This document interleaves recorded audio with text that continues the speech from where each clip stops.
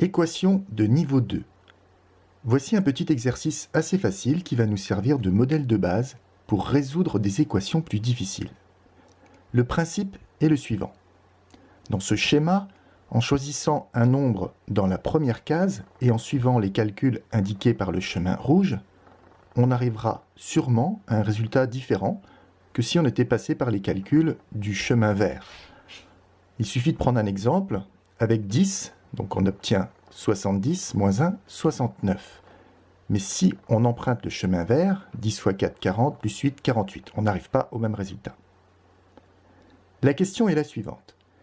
Quel nombre choisir au départ pour que les chemins rouges et verts mènent au même résultat?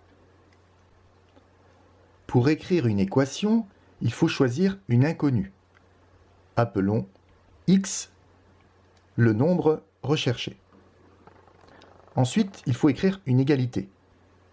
Et on veut que les calculs du chemin rouge donnent le même résultat que les calculs du chemin vert. En passant par le chemin rouge, et en partant de x, on va donc multiplier par 7, ça va faire 7x, et on enlève 1, donc 7x moins 1.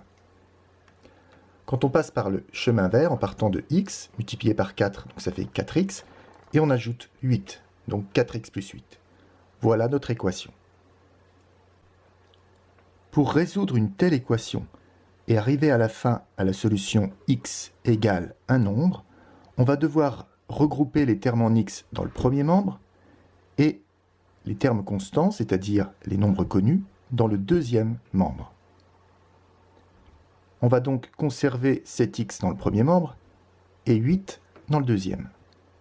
Et on va transposer 4x, ce qui va donner moins 4x. On transpose moins 1, ce qui va donner plus 1.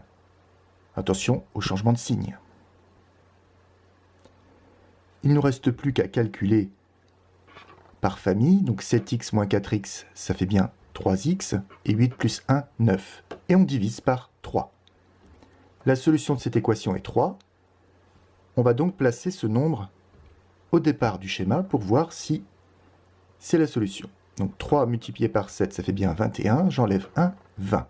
Si on passe par le chemin vert, 3 multiplié par 4, ça fait 12. J'ajoute 8, 20. 3 est la seule solution.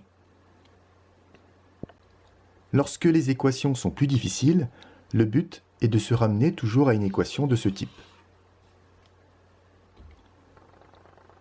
Deuxième exemple, on a des parenthèses. Donc lorsqu'on a des parenthèses, il faut s'en débarrasser. Et une façon de s'en débarrasser, eh bien, c'est d'appliquer la distributivité. 2 fois 3x, 2 fois moins 4, 5 fois x, 5 fois moins 1. On a donc une équation du même genre que tout à l'heure. On va donc la résoudre de la même façon. On transpose tous les termes en x dans le premier membre et on transpose les termes constants dans le deuxième. On conserve 6x et on écrit donc 6x moins 5x. On conserve moins 5, donc on écrit moins 5 plus 8. 6x moins 5x, ça fait x, donc la solution c'est x égale 3.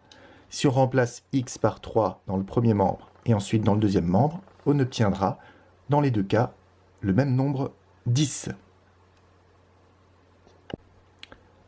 Troisième exemple, lorsqu'on a des fractions dans les équations, eh bien, il faut également s'en débarrasser. Et une façon d'enlever les fractions, c'est d'utiliser l'égalité des produits en croix. C'est-à-dire que quand on multiplie 4 par x plus 3, c'est égal à 2 fois 3x plus 1.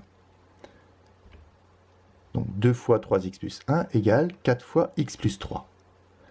On est dans la même situation que tout à l'heure avec des parenthèses. Donc pour les enlever, on utilise la distributivité. 2 fois 3x, 2 fois 1, 4 fois x, 4 fois 3.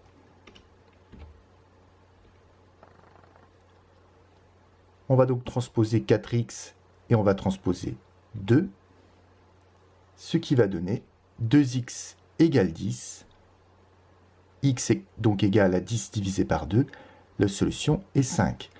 Donc si on remplace dans le premier membre le nombre x par 5, on trouvera le même résultat que si on le remplace dans le deuxième membre. On trouvera dans les deux cas 4.